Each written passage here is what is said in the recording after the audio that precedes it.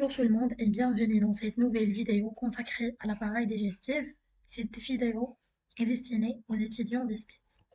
Donc, commençons par un schéma. Comme vous le voyez, l'appareil digestif s'étend de la bouche à l'anus. L'appareil digestif fait le tube digestif et les glandes annexes. Le tube digestif fait le pharynx, l'œsophage, et la bouche aussi, le gros intestin ou bien le côlon, l'intestin grêle. Il y a aussi les glandes annexes qui participent à la digestion, comme le foie, le pancréas et les glandes salivaires. Commençons par une définition. Le système digestif est constitué de tous les organes impliqués dans le processus de la digestion. يعني في جميع الأعضاء اللي كتخلينا في عملية الهضم. Il englobe le canal digestif ainsi que les glandes associées. Fait le canal digestif والغدد المرتبطة به. C'est comme une cavité interne s'étendant de la bouche à l'anus. Commençons par la cavité buccale, les dents. Les dents sont des organes durs dans notre bouche qui servent à couper, écraser ou broyer les aliments que nous mangeons en morceaux plus petits. Voilà un schéma d'anatomie de dents. Chaque dent فيها trois les éléments. فيها la couronne, la racine ou le collet. La couronne est la partie supérieure et visible de la dent. Le collet, c'est la zone entre la couronne et la racine. La racine هي la portion non visible ديال la dent. عندنا l'émail, c'est une substance blanche, dure, qui couvre la dent et protège la dentine. Donc l'émail, il protège la dentine. La dentine, il entoure la pulpe. La pulpe qui contient beaucoup de tissus nerveux et des vaisseaux sanguins. تما فين كاينين لي terminaisons nerveuses qui transmettent la douleur. عندنا le sément وهذا. Le sément, c'est une substance qui sert de couverture à la racine et d'attachement au ligament qui maintient la dent dans l'os, parce que chaque dent est insérée dans un os. Pour la classification des dents, ils sont au nombre de 32 chez l'adulte et chez les enfants 20. On parle de la dentition de lait. Chaque mâchoire a 4 incisives qui coupent le carotède, 2 canines qui déchirent, جوج ديال الأنياب, 4 prémolaires qui écrasent et 6 molaires qui broient. Les molaires ont mal à 6 molaires. Passons maintenant à la langue. La langue, c'est un muscle. C'est une masse musculaire mobile qui occupe le plancher de la bouche. C'est l'organe de la gustation, c'est-à-dire le goût. يعني هو اللي مسؤول عن حاسة التذوق. Elle joue un rôle dans la mastication, le fait de mâcher, la déglutition, c'est-à-dire avaler, et la phonation, le fait de parler. يعني عنده دور في المضغ والبلع والنطق. Un autre schéma de la langue, voilà l'anatomie de la bouche. Passons maintenant aux glandes salivaires. Les glandes salivaires, هما الغدد اللعابية. عندنا 3 ديال les glandes salivaires. La glande parotide, c'est la plus grande, qui est sous l'oreille dans la région parotidienne. La glande sous-maxillaire, c'est la plus petite. Elle est située à l'intérieur de la mâchoire inférieure vers sa partie médiane. Et la glande sublinguale, elle se situe sous le plancher de la bouche. عندنا هنا un schéma, la glande parotide, هذه la sous-maxillaire, وهذه la glande sublinguale. Donc, la glande parotide sous l'oreille, elle a la glande sublinguale qui est sous le plancher de la bouche, ou la glande sous-mandibulaire ou la maxillaire qui est la face interne de la maxillaire inférieure.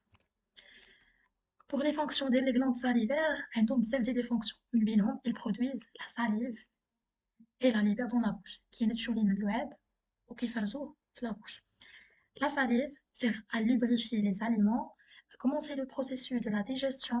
Elle nettoie aussi la bouche, hydrate les aliments et les compacte pour former un bol alimentaire.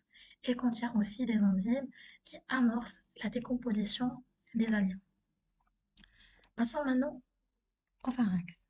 Donc, le pharynx ou le bouillon, c'est une partie de la gorge qui sert de passage pour l'air et la nourriture entre la bouche et les oreilles. Le pharynx, c'est un carrefour aérodégestif où se croisent les voies digestives et les voies aériennes. Donc البلعوم عنده دور مزدوج بحيث كيدوز لنا الماكلة من الفم إلى المعدة من لا بوش للأوزوفاج كيدوز لينا الهواء من الأنف والفم إلى الحنجرة. Le pharynx فيه 3 ديال لي بارتي: nasopharynx, l'oropharynx et le laryngopharynx. Pour ses fonctions, on a dit que le pharynx est situé à l'arrière de la bouche et joue un rôle essentiel dans le processus de la digestion, la respiration et la production des sons. Donc, عنده دور في التنفس، في الهضم، في la phonation. Il est équipé de plusieurs muscles qui facilitent la déglutition. Temporairement, il bloque les voies respiratoires pour permettre aux aliments de passer de la bouche à l'œsophage et éviter les fausses routes. Donc le pharynx كيبلوكي لينا المسالك الهوائية بشكل مؤقت باش الماكلة تدوز من لا بوش للأوزوفاج وما تدوش لي فوا aériennes بحال les poumons. Donc قلنا en plus de sa fonction digestive عنده un rôle respiratoire. Il permet le passage de l'air vers le larynx. Le pharynx intervient encore dans la phonation en modifiant les sons produits dans le larynx par les cordes vocales. Passons maintenant à l'œsophage. L'œsophage, c'est un tube musculaire qui relie le pharynx en haut à l'estomac en bas. Il mesure environ 25 cm de long. À chaque extrémité, il y a un anneau musculaire appelé sphincter. Un sphincter, ou le muscle circulaire, qui se contracte pour empêcher le passage des aliments. Donc, l'œsophage, il commence au niveau de la vertèbre cervicale C6 et se termine au niveau du cardia, en regard de la vertèbre dorsale D12. Pour sa structure, elle est composée de 3 couches. La couche interne, appelée la muqueuse, la couche moyenne, appelée sous-muqueuse, et la couche externe, qui est musculaire et comporte 2 couches de fibres musculaires lisses. Une couche profonde circulaire et une couche superficielle longitudinale. Passons maintenant à l'estomac. L'estomac, c'est une poche située entre l'œsophage et l'intestin. Elle a une forme de G majuscule. Elle est située au niveau de l'hypocondre gauche. Elle est constituée de 3 grandes parties. On a le fundus en haut, le corps de l'estomac au milieu, l'antre en bas, avant le pylore. Le pylore, c'est un sphincter. Le rôle dialogue, c'est empêcher que la nourriture passe directement dans le duodénum.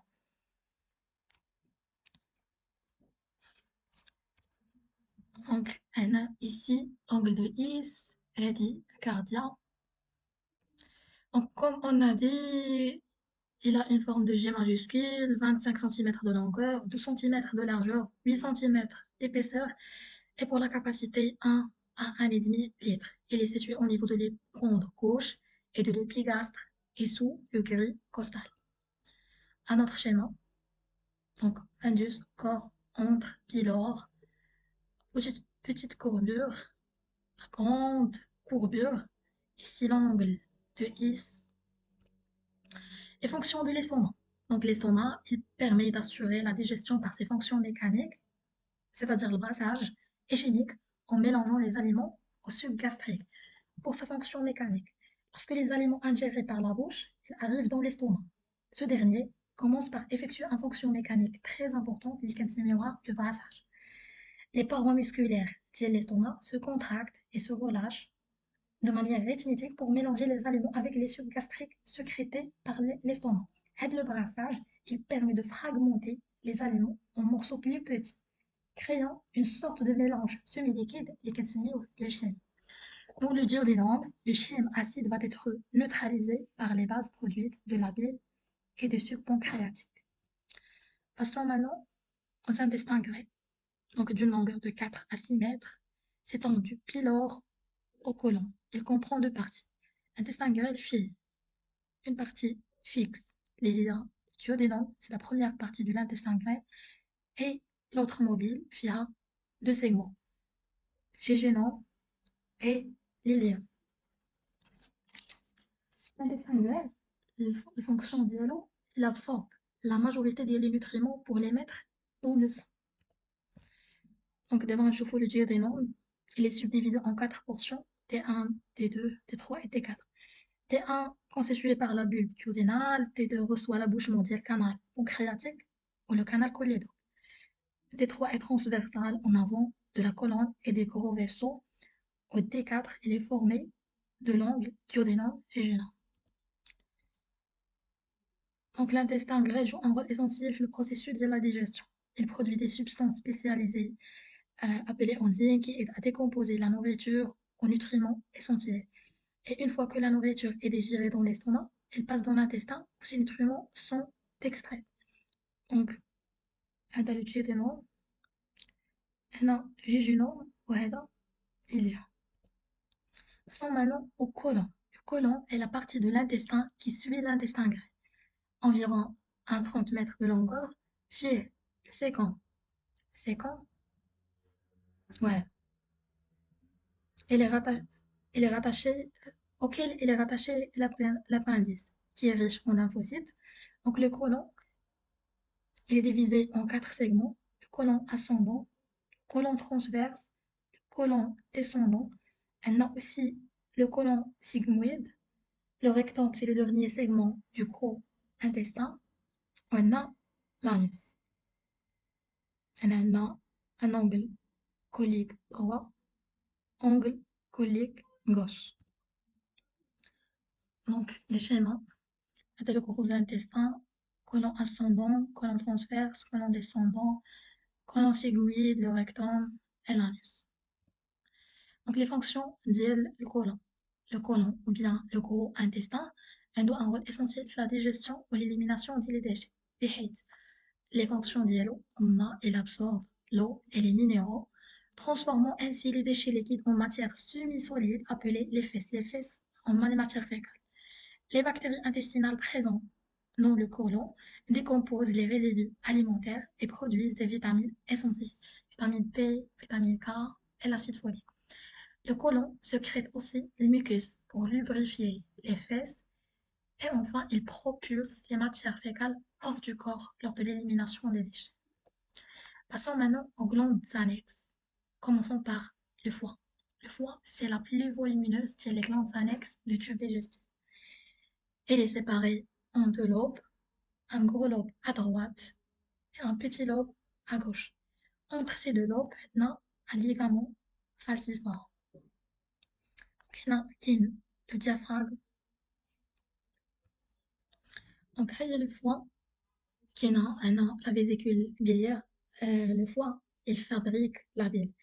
La bile, c'est un liquide jaune verdâtre qui sert à une bonne digestion des graisses et des lipides. Donc, la vésicule biliaire, il stocke la bile. On a le canal hépatique, on a le canal cystique et le canal cholédoque. Pour les fonctions du foie, on a plusieurs fonctions. Premièrement, la détoxification. Elle élimine les toxines de sang. Le métabolisme, il stocke le glucose, produit des protéines. Stockage, il stocke les vitamines, les minéraux, les glucoses. Parmi ses fonctions aussi, la sécrétion de la bile. Il filtre aussi le sang avant qu'il entre dans la circulation générale, synthèse des protéines et il participe à la régulation des hormones. Passons maintenant au pancréas. Le pancréas, c'est une glande allongée de droite à gauche, de coloration rosée, de consistance ferme, pèse 70 grammes environ et mesure 15 cm de long.